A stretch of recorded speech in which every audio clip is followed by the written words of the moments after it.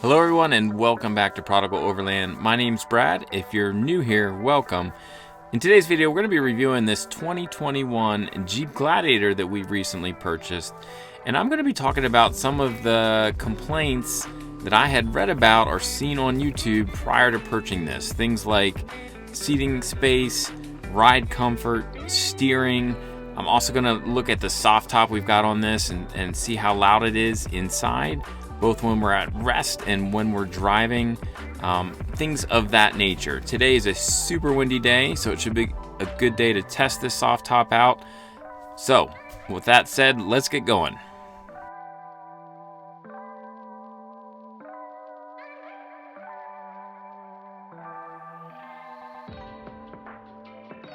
All right, guys, something I want to note right up front. We have not gotten rid of our Grand Cherokee. So we actually still have our Jeep Grand Cherokee for those of you that watch this channel for that, and still content will be coming. After our video where we announced this guy, we had lots of folks that thought we got rid of our Grand Cherokee. So I apologize for that confusion. We still have a Grand Cherokee and a Gladiator. So there will be comparison videos coming of the two. Gonna try to leave this guy stock for a little while, so we can give kind of a fair off-the-shelf comparison. But actually we traded in our tow vehicle, our 2011 Chevy Silverado dually, for this guy. We're in a spot where we were traveling full-time, and if you watch that video, and if not, I'll link it above, but we're no longer traveling full-time, so we don't have much need for a gigantic truck. So being that we're more off-road minded here, we traded that in for the Gladiator. We go to step in. The very first kind of complaint I've heard about this is just the interior room. How much room is there for seating? I've specifically heard that taller folks have a hard time sitting comfortably in a Jeep Gladiator. Just to give a little reference here, I'm 6 foot. So as you can see, my knees are kind of closer to the dash here. Also, as far as the width of the seat, when I rest my hand down by my side, it's very easy for me to get to the handle. The window adjustment, the mirror adjustment's right there. I don't feel tight in here, but I don't feel like I'm swimming in room either. So far, I have plenty of legroom when I'm driving. I have plenty of headroom. There's no issues with anything there. However, this is a much narrower cockpit, especially as compared to our Jeep Grand Cherokee. So I guess I would say if you are tall and a little bit wider in girth, that might be something to consider as well. So swinging around back to what the back seat looks like. We've got 3 kids. I've got a 6 foot, 15-year-old. My daughter is just about to turn 13, and my youngest is going to turn 10. So they all fit back here, but Sammy, who usually gets stuck in the middle there, certainly complains that there's less room for him there. I would say 2 in the back is going to be able to fit comfortably. 5 is going to be pushing it. So before I get driving here, what I'd like to do is just give you guys a sense for how quiet or how noisy it is at rest in the vehicle. And I have a decibel meter on my phone. Not sure how accurate the app is, but we'll pull it up and take a look. My decibel meter. So again, I'm going to shut up, let you guys see this.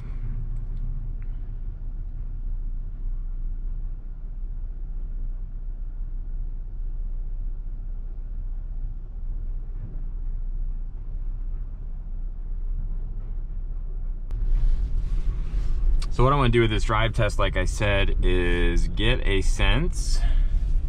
I'll try not to move my head too much for you guys, but get a sense for how noisy this soft top is when we're out on the road, and like I said, a super windy day. So let's see.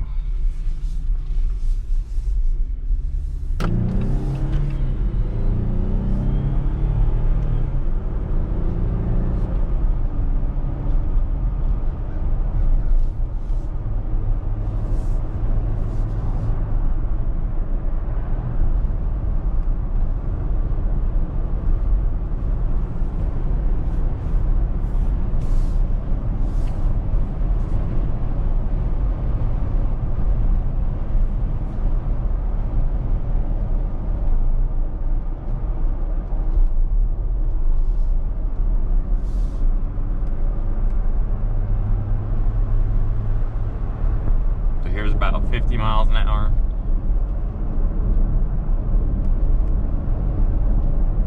So we're hovering around 70. And just to give a kind of a baseline, my Grand Cherokee, I did this in with a roof rack, and we were right around 74 decibels doing around this speed. So again, I'll try to shut up because obviously when I'm talking, it's not helping.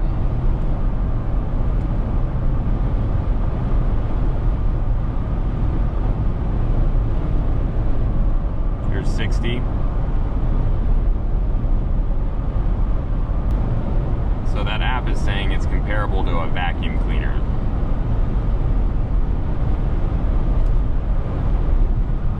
I will say, people wave at me now. I never had anybody wave at me in the Grand Cherokee, and now all of a sudden I've got people waving at me.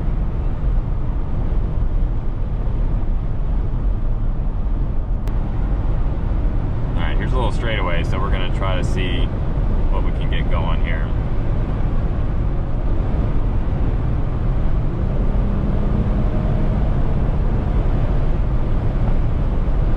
So I'm at 76. And that was 80 decibels. So definitely louder than the Grand Cherokee, which I said was probably around 74 when we did this. So about 6 decibels, if this app is accurate, louder. But definitely not like absurd. So how is the ride quality? From what I've heard, the ride quality is not so good. Now, I will say the Gladiator with a longer wheelbase has a much, much better ride quality than the shorter wheelbase Wrangler. I've been in the JL Wranglers, and I get car sick super, super easy, and for sure, I feel car sick when I'm in that ride. Now, with the Gladiator and the longer wheelbase, that's not been an issue, like, at all. I don't get car sick at all. I don't feel like I'm in a boat swaying back and forth. Now you can still feel those solid axles.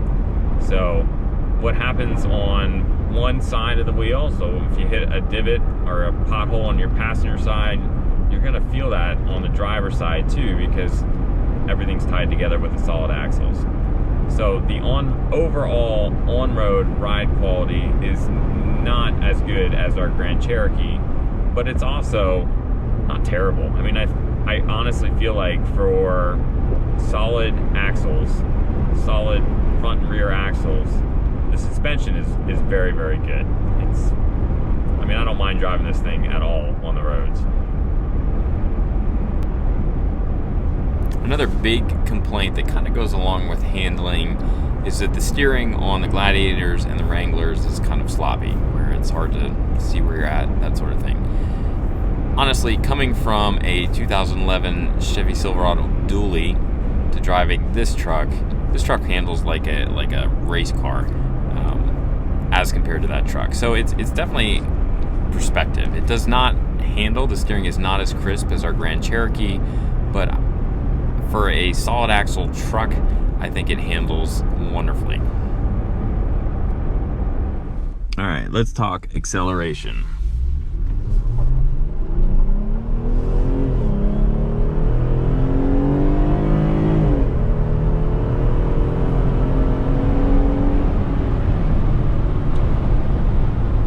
So that wasn't quite to the floor, but pretty close. The V6, let's talk about how much power that thing's putting out, because one of the complaints I get is that the V6 is like a dog out on the road. And in its stock configuration, before we've raised it and put bigger tires on, I would say it's 100% adequate.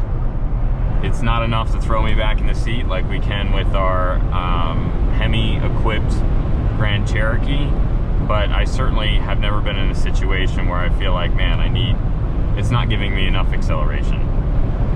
So I don't think it's over the top. It's certainly not a dog, and it's you know, it's not like it's lazy in that stock configuration. Now, the more weight you throw on these, the bigger tires, the higher suspension, yeah, it's going to change the acceleration for sure. But just as they come out from the factory, it's adequate, you know. Don't think you're buying a sports car, but it's not like you have to lay on the gas to get somewhere. So here we go. Here's a look up under the hood. Here's our Pentastar 3.6 V6 naturally aspirated engine, no turbocharger in there. A solid, reliable engine. And I've been in enough vehicles that are running the 3.6 that there's enough power there. Like I said, not overpowered, definitely not underpowered, adequate.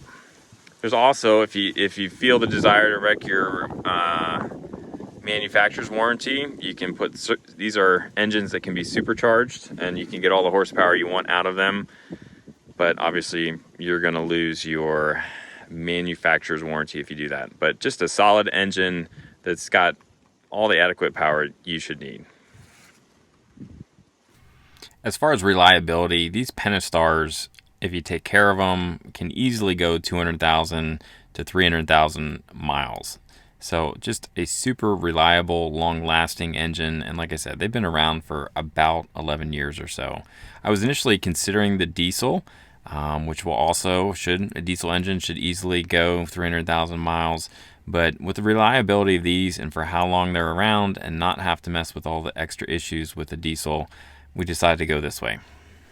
Here's a quick look at what we've been getting as far as miles per gallon. This would definitely be like a mixed use, mostly around town mileage.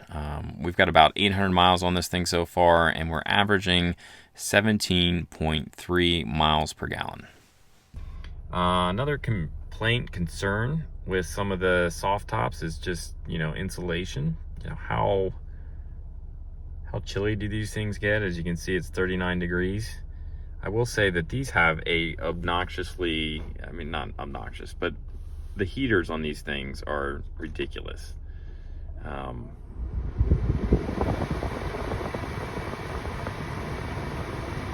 can hear that. It pushes a lot of air. And what's interesting is I have it going to my feet as well. Any other vehicle I've been in, when you split the air, you lose a lot of the force coming out up top. With the Gladiator and the Wrangler, I'm sure they intentionally oversize the heater in these vehicles, knowing that you don't have good insulation, right? We've got a soft top, we have poor insulation, and so they have really gone overboard with the heater in this thing. And so with it split, it's pushing a lot of air, and so I have not had any issues, even when it's cold, being warm inside. It really, you won't be cold, let's put it that way.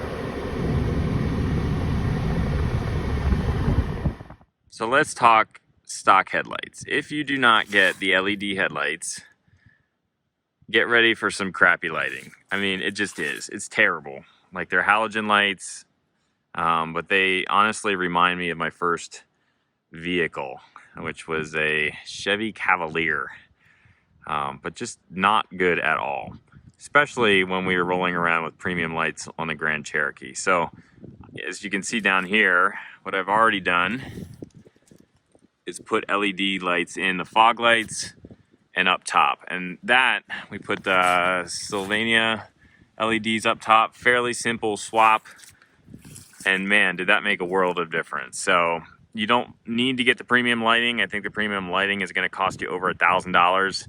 We changed both of these out for $110, $120.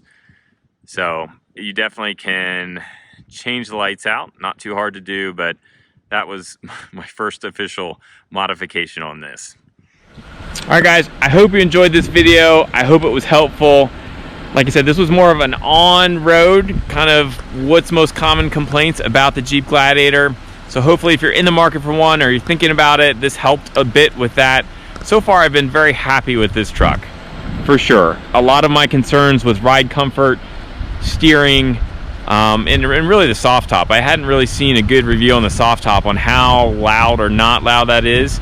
It's a little bit louder, but not annoyingly loud. So anyway, hope you enjoyed this video, and look for more videos coming out as we start to get this thing out off-road and compare this platform with our WK2. Guys, if you're brand new to the channel, consider hitting that subscribe button. Give it a thumbs up if you like this video, and we will see you again real soon.